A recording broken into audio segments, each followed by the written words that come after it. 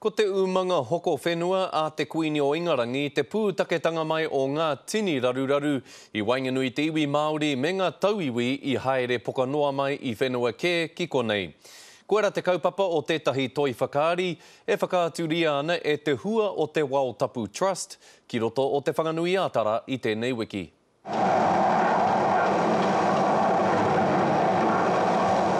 Tini āhuatanga i tau ki Wainganui te iwi Māori me Pākehā mā i tō rāua tūtakitanga tuatahi te tino ngako o te whakaari. Me atu ko mātou kia te mana whenua. The play itself, it's called The Ragged, and it's set in 1840 when the New Zealand Company dropped its first load of settlers into the Wellington Harbour. There's no need to cry. Ko te ākau o Ōwhiro, ki te upoko o te ika te wāhi tau ngā uri o Ingarangi ki te kimi whenua mō rātau.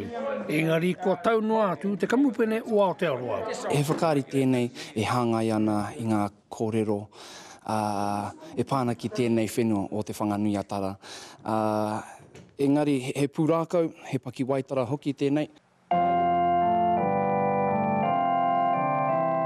Kei roto anō i te whakaari ko te wā i timata te urumai o te kaitiana me ngā tikanga a te Pākehā ki te iwi. E hono ai ngā iwi o tēnei whenua me ngā Māori ki ngā Pākehā, Pākehā ki ngā Pākehā, Māori ki ngā Pākehā rānei. It's really about the meeting of two cultures and what happens when two different peoples meet and the misconceptions and the miscommunication and all the raru that develops from that. Scene 3, you know the old Lamb of God when I eat your body.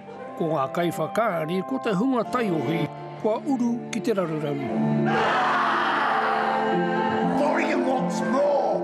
When I see that the children are safe, I will unburden you. Joe Glenn, Te Karere.